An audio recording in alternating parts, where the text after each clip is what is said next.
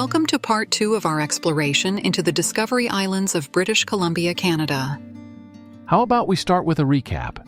You can forward to the end of this counter to skip to the new stuff. And we'll link the video of part 1 here if you would like to watch that first. We started with a sunrise to sunset cruise from La Conner, Washington to Nanaimo, British Columbia, where we promptly encountered a couple of orcas. The weather wasn't great, so we decided to stop in Comox, a popular stopover. We made it to Gorge Harbor by the early afternoon of the next day, continuing to Shoal Bay early the following morning. Winding our way through Uganda Passage, we were rewarded with magnificent views many of us associate with Desolation Sound and the Discovery Islands. Our plan to transit Ukolta, Gillard, and Dent worked out as envisioned. The stunning landscape continued to Shoal Bay, where we enjoyed a lovely afternoon and evening, and where this video picks up. After a quick review of the rest of our route, we share what we can about the Blind Channel Resort, a must-return item on our list. From there, we follow the current down Johnstone Strait and the Discovery Passage through Seymour Narrows for a stop in Campbell River. Back in the Strait of Georgia, we carefully used weather windows to make our way home to La Conner, with stops near Newcastle Island, Montague Harbor, and Reed Harbor on Stewart Island. This stretch was a bit of a confidence builder.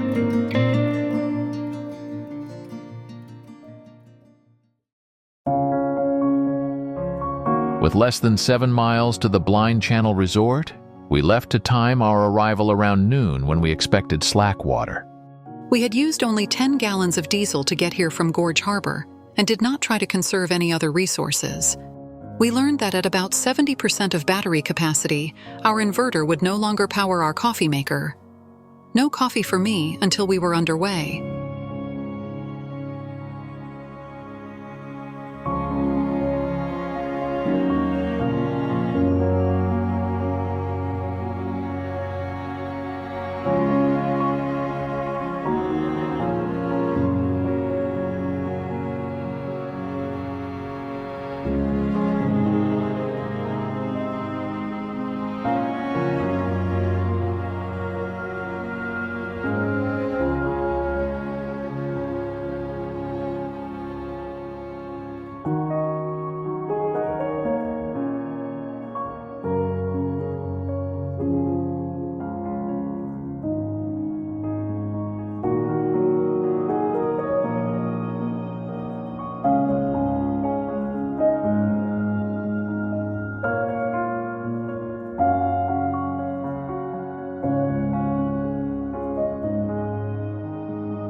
We used only 2 gallons of diesel slowboating from Shoal Bay to Blind Channel. As usual, we washed our dishes while underway, so we used a bit of fresh water.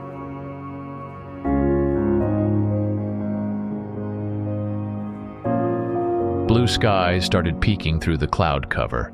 It was going to be a nice afternoon. On our way to check-in, we were welcomed by a row of flags representing the resort's heritage, owners, and customers. The very next thing we noticed were 2 resort features we had been looking forward to. The showers and a restaurant that did not disappoint. Great food. And an even better view. The resort, its outdoor spaces and guest cabins seemed a lot less rustic than what we have come to expect from marinas in remote locations. Very nice. We took a few moments to enjoy the clearing skies, with Emerson being the only visitor on 2,000 feet of guest docks. New arrivals included one of our dream boats, a Fleming.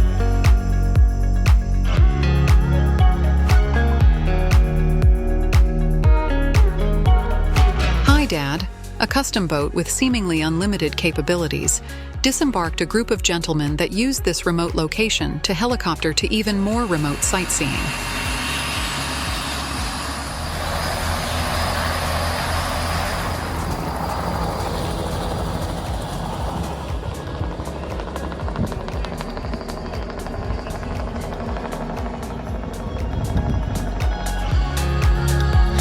Besides using your own or a chartered boat, guests arrive by float plane or a daily water taxi.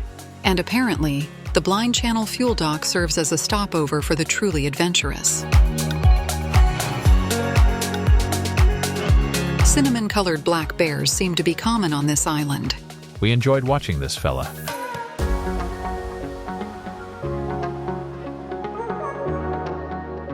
We had a great stay at the Blind Channel Resort and we'll be back.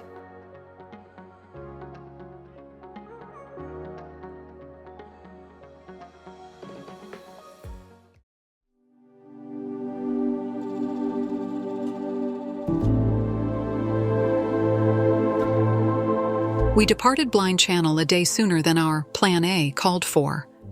Weather in the Strait of Georgia had turned questionable, with a chance of miserable, and we wanted to position ourselves for shorter segments. Our plan's currents and tides would be similar, but an hour earlier. Being disconnected from shore power with all electrical consumers on put a dent into our house batteries. Unrelated, our fuel remaining dropped a gallon when we started the engine.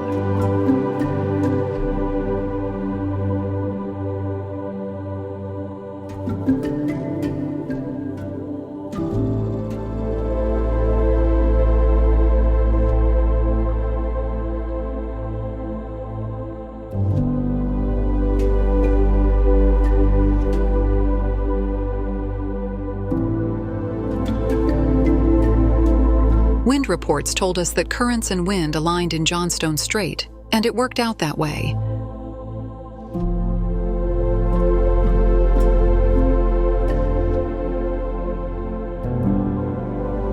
While it looks here like we are barely moving, the current pushed us along and we saw a ridiculous fuel economy and predicted range. Normally, Emerson gets about 2.5 miles a gallon at this speed, a speed that would get us to Seymour Narrows too early.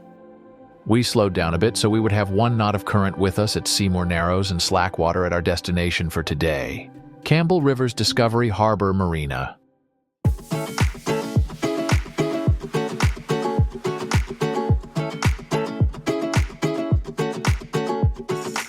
We will publish a separate Seymour Narrows video in the style of our recent Ucolta, Gillard, and Dent video for those looking for details.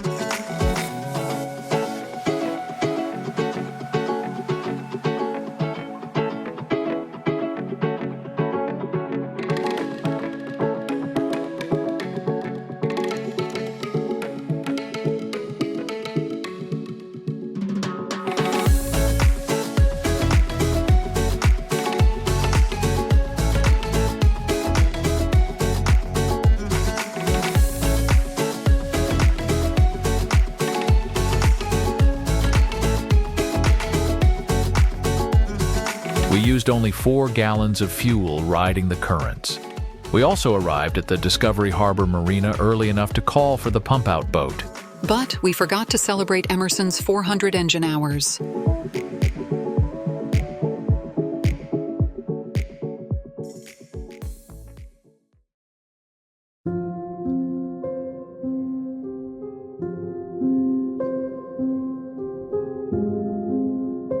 We already knew that weather windows would be measured in hours, not days. We started our day early to see if we should stop again in Comox or make our way all the way to Nanaimo.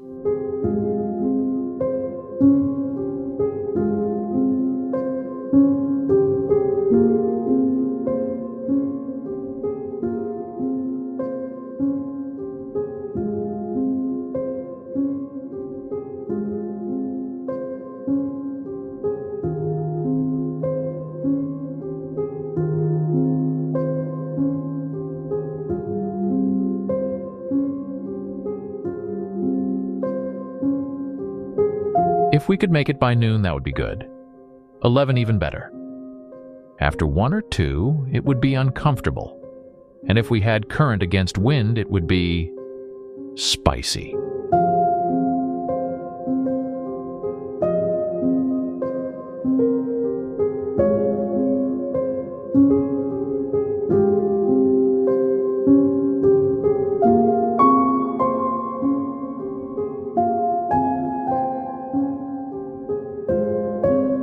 It looked like the unusual southeast winds would align with the current starting at 8, well before the winds would gather strength.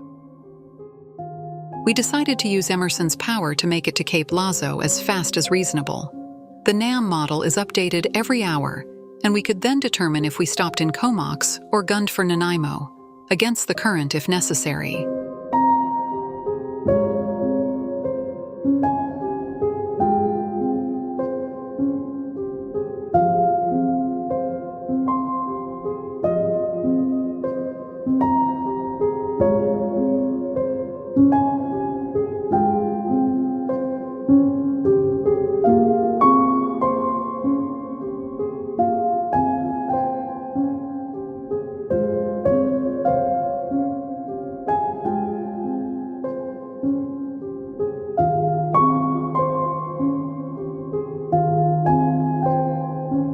With an arrival time of 11:30, the updated NAM model called for an hour or less of discomfort.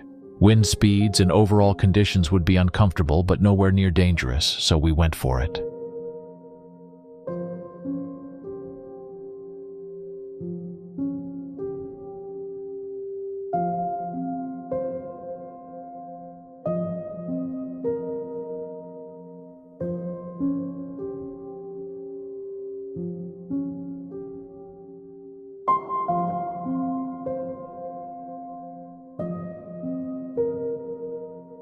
With only 67 gallons left, we decided to visit the fuel dock again before settling in for the afternoon on a mooring ball.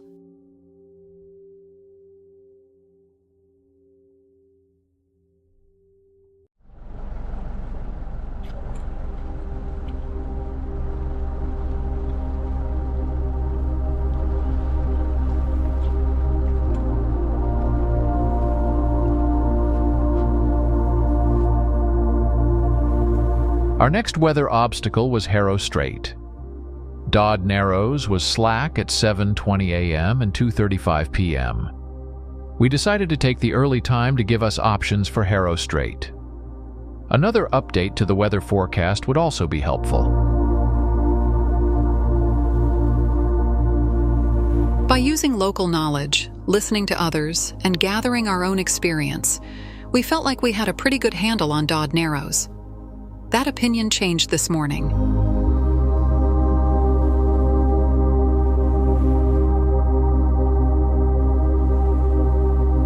This tug was no problem for us. Judging from the VHF traffic, boats that followed us may not have agreed with our assessment. We'll make another video on Dodd Narrows soon.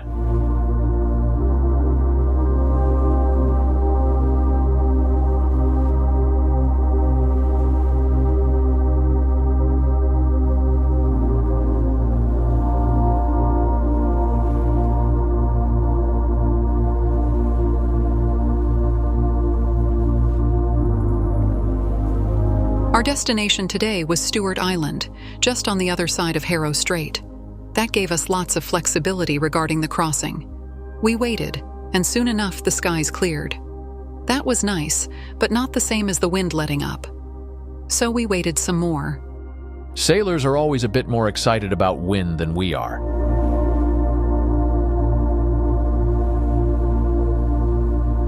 The wind was still pretty strong in the southern Gulf Islands, let up significantly in Harrow Strait, and Reed Harbor on Stewart Island did its typical stellar job at providing protection all around.